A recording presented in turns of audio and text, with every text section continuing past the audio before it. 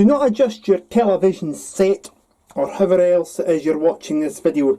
This really is a Class 60 at Clydebridge Station. Hello everyone and welcome to this video from Clydebridge Station, where today I'm showcasing a new arrival. Now this particular period, March, April, is going to be a busy one for new arrivals on the layout, because I've got a coach and a locomotive in NSE livery, and I've got a rail cleaning wagon as well. They'll be showcased in a separate video,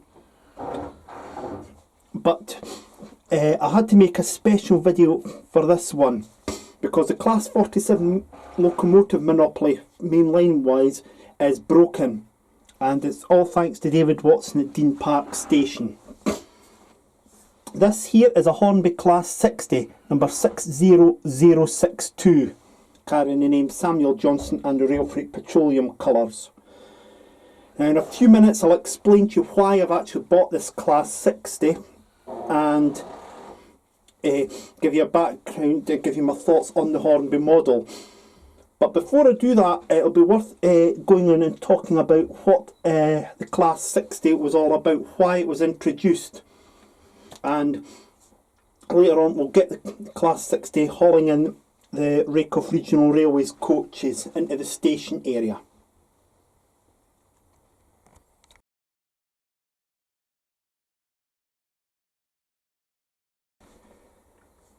To understand the story of the Class 60 locomotive, it's necessary to go right back to the late 70s, early 80s.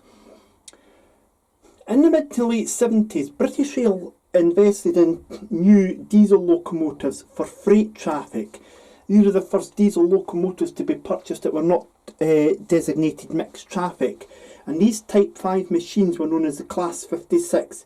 They shared a similar body style to the Class 47, however radiators were not roof mounted but they were mounted on the body side, and this was immediately behind one of the driving cabs. The Class 56 had a very poor availability rate, however, far below what was expected, and originally 185 of them were to be built.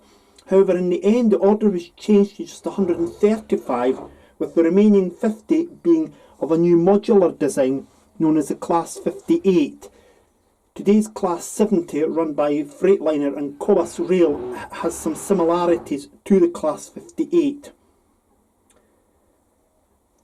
The Class 56s and 58s were all allocated to depots in England and Wales, namely Immingham, Totton, Gateshead, Cardiff Canton and Bristol. But in the mid-1980s, one of BR's main customers in the southwest, Foster Yeoman Quarries of Muirhead in Somerset, was very unhappy with the reliability of the traction that was being offered, and they decided to look at buying their own locomotives to haul some of their trains. These locomotives would come out in 1986 as the Class 59. 4 of them were bought initially, and a 5th one was added in 1989. These super machines were bought from General Motors' Electromotive division in North America. These were the first GM railway products to be used in Britain, although CIE's rail operation, which in 1987 became Irish Rail, was already very familiar with GM locomotives, having bought them for several years.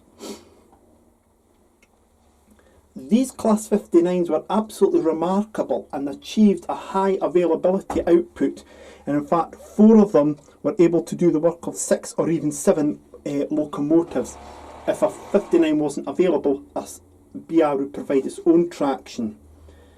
One crucial point about the Class 59s was that they carried the corporate colours of Foster Yeoman, and agreement was reached with British Rail and the trade unions to allow these American locomotives to be operated.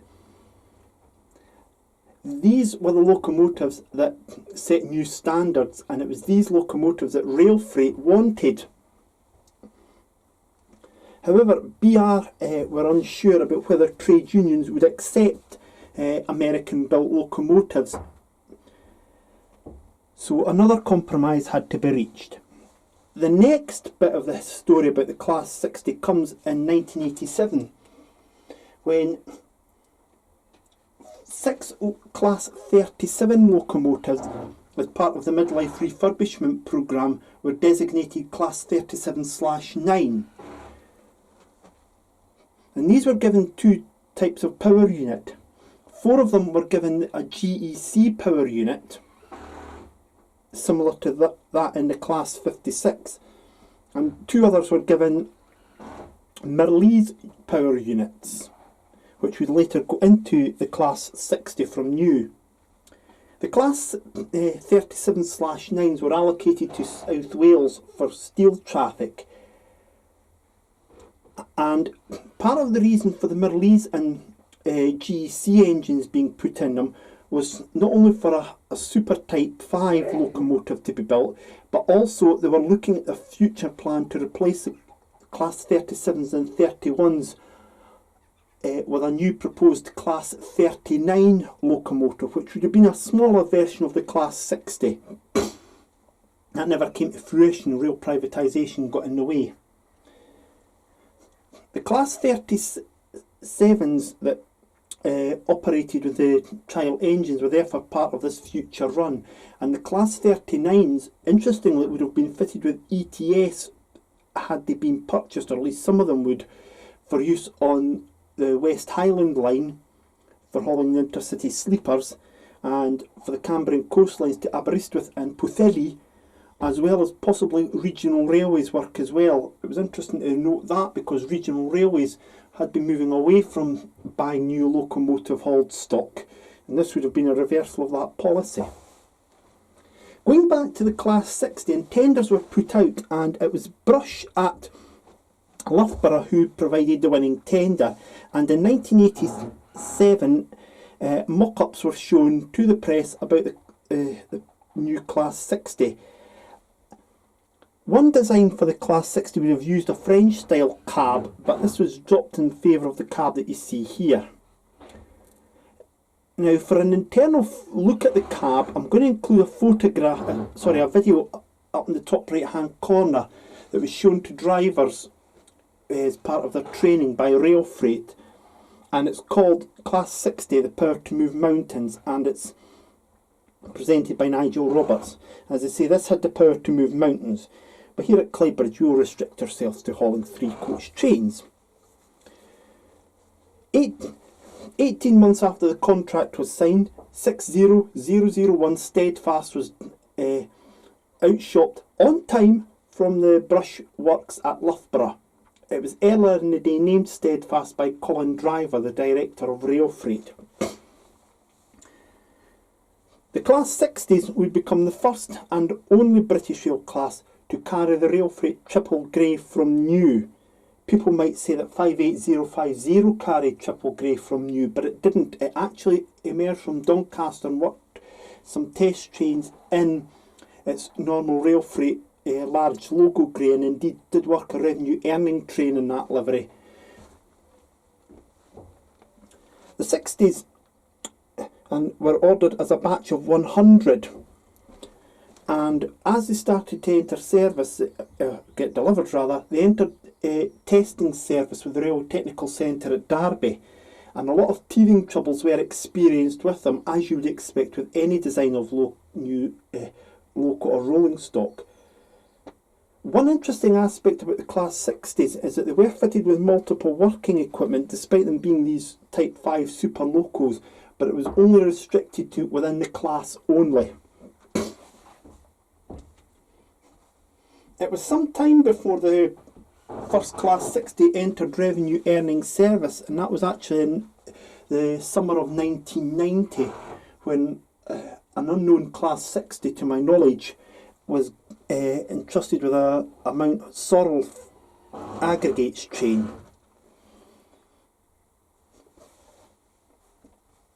The Class 60s were built with a minimum curve of 80 metres, that's 4.0 chains, and the length is 21.34 metres. So if you're working in old money, that's 70 feet. The real ones also had a width of 2.64 metres, 8 foot 8 inches, and their height was 3.95 metres, 13 foot in height. Each one of the Class 60s was allocated a name. This one is Samuel Johnson. And they were not necessarily named after rail freight customers. In a break from their previous policy, rail freight were naming them after famous people such as William Booth or Capability Brown, or after mountains such as Skiddaw. And they were not allocated to the distribution sector. They were allocated to the coal subsector, metals, petroleum, construction. The original plan was that these locomotives would be able to work singly on such trains as steel traffic from Teesside or construction traffic, and they would avoid the need for lighter locomotives to do double heading. According to Wikipedia, the 100 Class 60s replaced 233 older diesel locomotives, but I'm not sure that that's actually really true, because at the time that the Class 60s were being introduced, some of the heavy industries in Britain were actually contracting. Coal pits were closing down, and this led to a reduction in locomotives. The steel plants in Scotland, such as the Clydebridge tube mill, had closed, and Ravenscraig would later close. And with regards to construction traffic, the Channel Tunnel construction trains were beginning to reduce. The segment trains were actually eliminated in 1991 when the very last Channel Tunnel construction segment trains were ran, hauled by 33050 and 33051. So I would think that part of the reason for the withdrawal of the 233 locomotives was due to a reduction in work, and not just because of the arrival of these machines.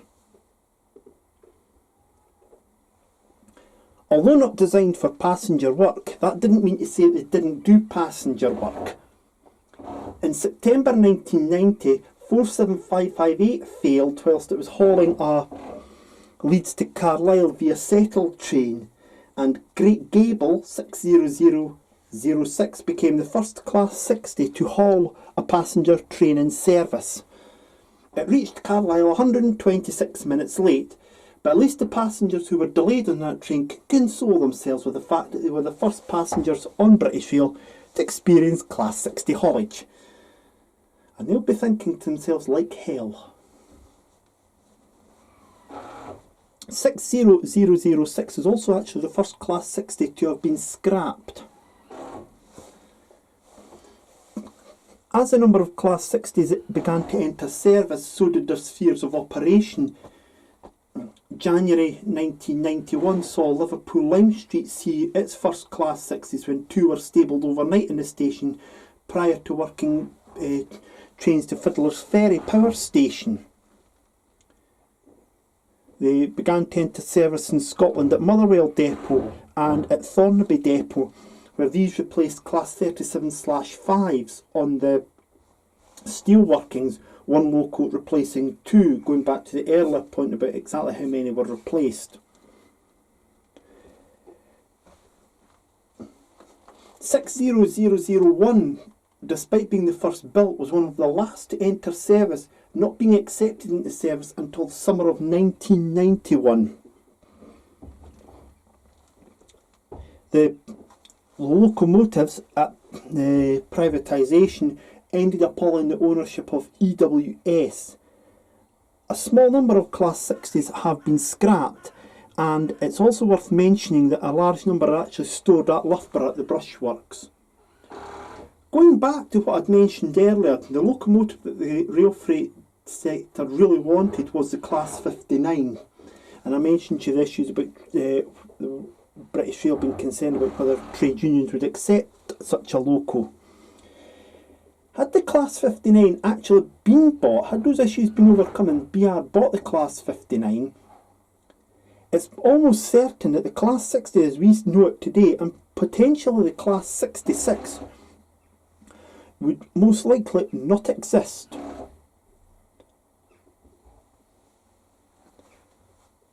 So So that's a history, as best I can give you, of the Class 60. We'll now turn our attention to the model version.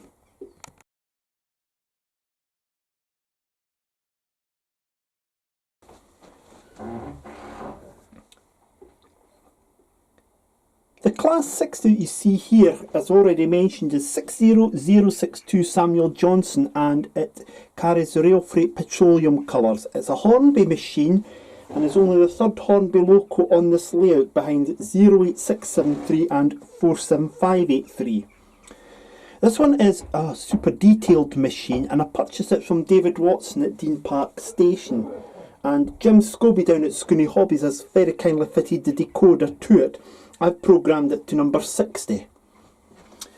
Now the locomotive has got super detailing on this end here, and it's but there's no detailing on that end there. However, because I'm running trains round into a terminal station, it's almost certain I'll have to actually take the part of the detailing off this, so I've got couplings at both ends, but that does not detract from what is a marvellous machine.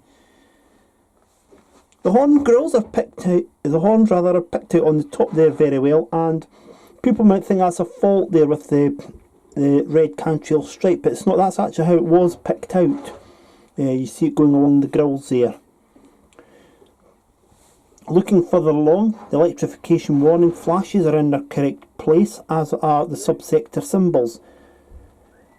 On the Class 60s, the subsector symbols would normally have had the grey band going under the top of the inverted L shape that you see there, and that's correctly picked out here. On other classes, such as the Class 47, 47599 springs to mind, the subsector symbol was actually a lot lower down and was based towards the bottom of the body. The Class 60 was the first one to be treated so like that, and that's actually picked out correctly there. It's a mistake to have the 60s subsector symbol down towards the base. Thankfully no manufacturer has actually done that. The horn grills, the horns on both sides are, as I say, superbly picked out. The buffers are sprung as you would expect, and all the bogie frame, you can't see it from here, but the bogie frame is all in black as would be correctly picked out. The doors are operational, and what I shall do is I shall get a pair of tweezers, and I'll just show you the second man's door being opened here, and the driver's door at that end there.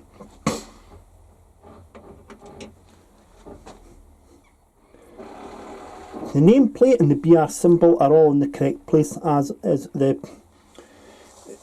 operational class details there. The last 3 digits of its TOPS number are carried on the front, as is correct, and the grille is and the exhaust port are picked out in silver, as was the case with the original machines. It doesn't come with a driver at either end, but that's not a problem at all. I'm sure anybody who wants to fit a driver can do so. It does not bother me. One thing I would also say about the Class 60 is that this is a more recent version from Hornby. A much earlier version had a tendency for bogie frames to come off. A friend of mine who has an EWS livery example talks of experience from that. But this machine here is absolutely, it doesn't appear to have that problem. It is a more recent version, more recent tooling of the Class 60, and should not therefore have that problem.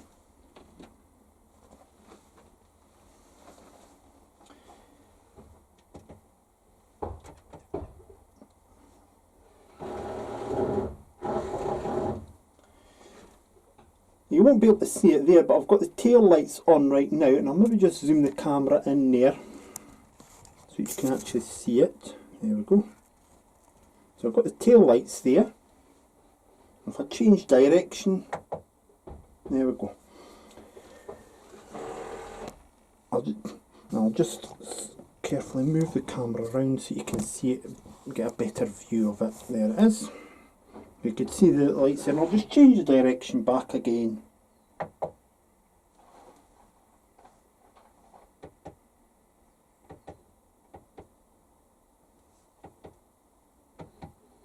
And that's the tail lights off. It's not sound fitted, but then I'm not after it being sound fitted. If you are going to run these machines in real service, do bear in mind that they did occasionally work different trains from their subsector liveries, i.e. metals trains worked coal trains, petroleum locomotives worked metals trains. So don't be afraid to have a situation where you have it running the wrong subsector train. Also, don't be alarmed if you happen to have one that has no detailing at all on it. The detailing is easy to fit, and it looks just as good without the fitting of the details, believe me. So why have I went and purchased a Class 60, you might be asking yourself. First of all, several of my mates have been saying that my fleet is boring because it's all Class 47s, and I do understand their way of thinking there, because after all, Class 47s are my favourite locomotive, and Class 47s therefore rightly should be on this list as a tribute to that great locomotive. But David was selling it at a good price and it looked stunning, and so I thought I would get it because it also marks if Clydebridge was a real location, some of these would have been based at the nearby Motherwell TMD, and they would have been getting on driver training. Therefore, they would have been making occasional visits here for driver training as well, in case they were required to haul passenger trains. It was a sign of what was coming next at Motherwell. This locomotive will also be useful for propelling the rail cleaning wagon that I've got. That and 47599 are the two chosen locomotives that will have that honour. And that rail cleaning wagon has already been mentioned to you in the video that I've done for the April update that you will see in the next couple of weeks.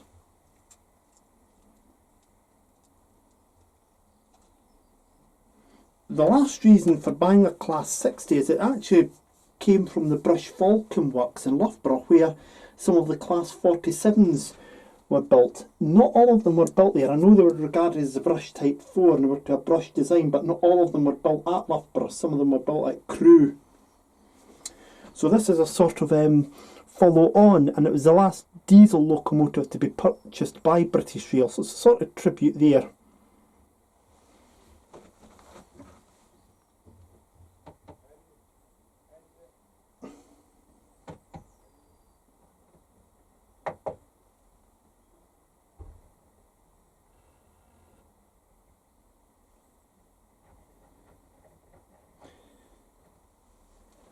What I'm going to do now is I'm going to get this locomotive coupled up to the Mark III, the Mark IIs that you see here, and then we'll take a running shot of it bringing the train into platform number 4 at Clydebridge, and then we'll get another locomotive to couple up to the stock and release it.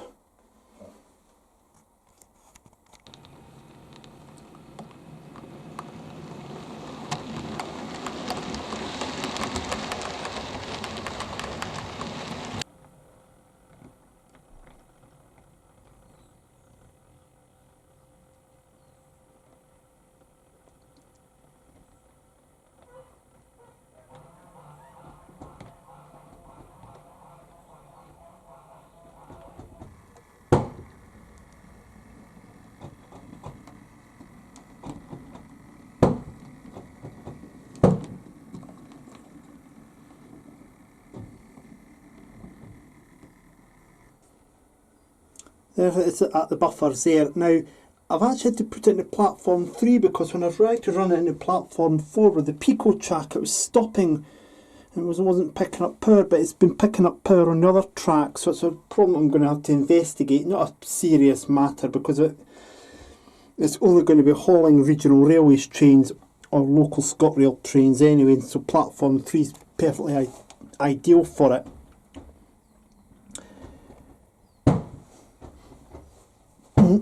Next month in April, I'll be acquiring some carriages from Jim Scobie at Scooney Hobbies that will form a 3-coach intercity charter train set, and you'll see this occasionally on the layout. And so 60062 is the locomotive I've chosen to haul that very first charter train. And that'll explain a little change that's going to happen in the layout, which you'll see about in the April update to follow in a couple of weeks' time from now.